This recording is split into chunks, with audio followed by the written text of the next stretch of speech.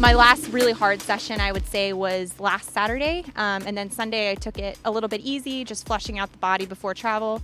And then over the last couple days, my volume this week has been about half of what I normally do. I came from a distance running background, and so I had a pretty good understanding of what worked in terms of volume and what didn't work, but triathlon is obviously a completely different game, so it's just been learning. There have been times where I felt I was maybe doing a little bit too much volume leading into the race and would end up tired on the start line, but it's also important to still insert some intensity, otherwise you risk being flat on race day.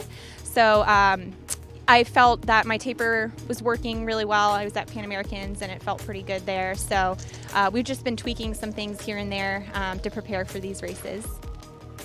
As a general structure, probably about 10 days out, we do our last key sessions, our hardest sessions. And then after that point, we don't really taper down too much because of the season is so repetitive. Races coming around quite quickly and we don't want to lose too much fitness. So we don't suddenly go down in a big amount of volume, but so we drop it down a little bit. Intensity generally shortens, and then so really we're just trying to sharpen the blade. Really, we're not really trying to do a lot more work, and yeah, that's just generally it. So they come in fresh and not too toasted. So yesterday I kind of just went for an easy 14k run and another like easy 3k swim, just kind of easy volume yesterday, just kind of get the body going, and then today's a bit short, a bit more like specific with speed. And then tomorrow's pretty much about an hour and a half of exercise all up, which is kind of the day you look forward to in taper. Basically did the last hard training on Sunday, and then this week's just being about short, small efforts and getting the body ready to fire on Saturday.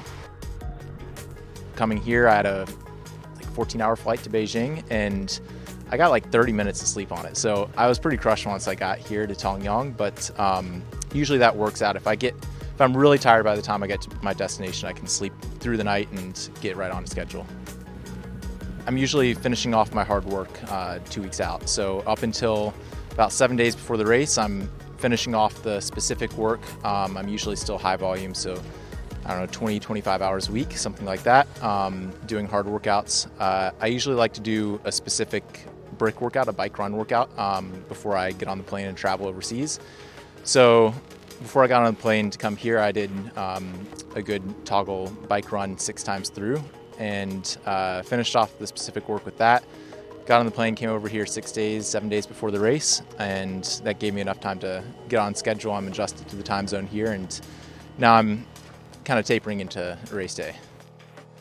The volume is a lot less than the weeks before, and it's actually kind of nice because I was getting pretty tired, but that's the point of training, I guess. And tapering makes you ready for the race, and so it's less volume but still some intensity.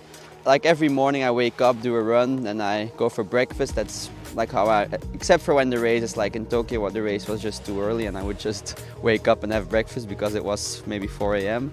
So I'll try to do a jog before, and then the typical, like, I do a swim just before the race and try to mentally prepare a bit as well. But I don't have like any crazy rituals, just warming up and do the same run in the morning.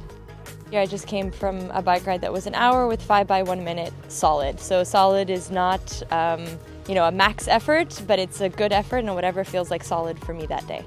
We'll still do a taper week and then the same type of taper week if it's back to back. If you've got 2 weeks in between, there might be a little bit of a training block that comes in there, but we try also to select our racing so that we don't do more than 3 races in a row, because after 3 taper weeks, you're going to need another training block.